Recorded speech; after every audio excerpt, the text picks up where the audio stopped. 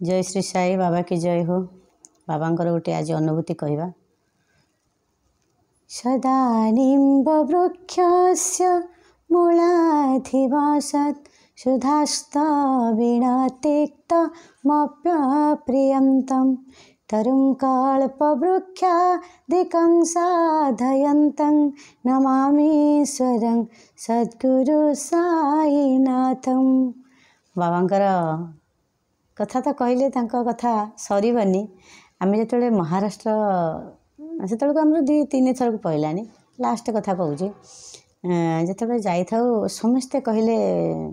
जे बाबा पाखे अलिया हो आउ कई फूल प्रसाद बाबा पाखक समस्ते धरी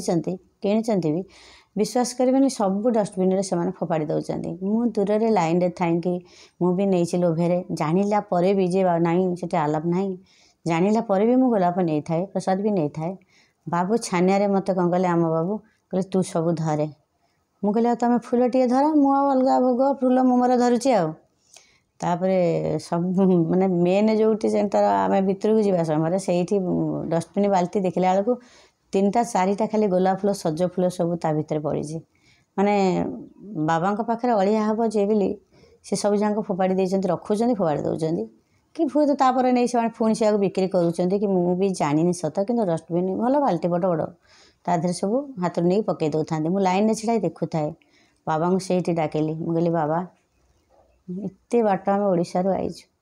आपड़ टिके गोटे फूल आपड़ तो सहजे कंटा फूल को ग्रहण कले आउ के ग्रहण करंतु न करंतु मुझी से गोलाप को ग्रहण करी बाबा आम तो सबू से आपण झील ना आउ आपण कौन सतरे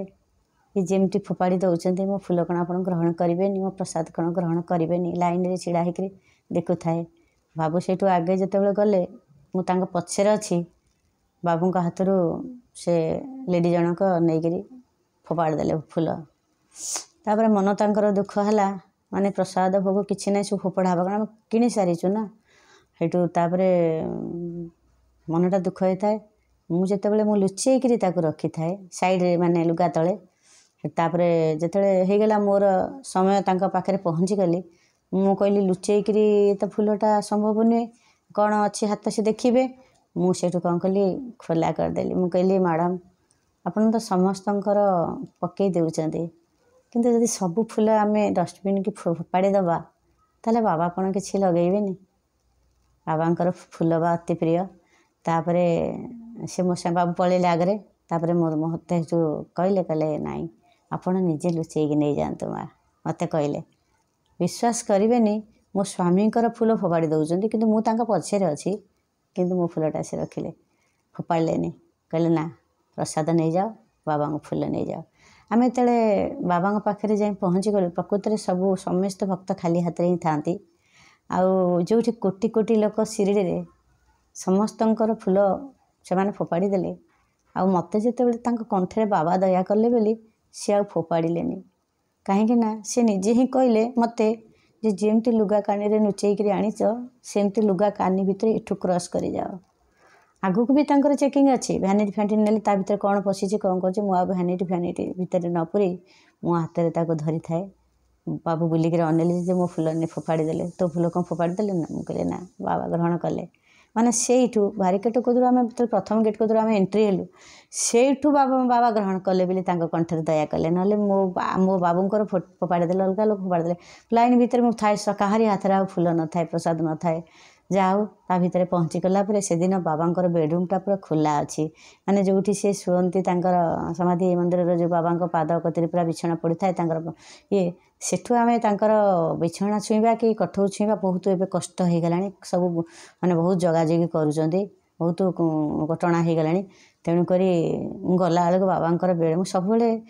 टीवी रे देखुथेबी जे बाबांकर केमती बेडसीट पका होची केमती होची देखुथी किंतु मन कौन हो जाए बाबा सतरे कौन मुझे तुम से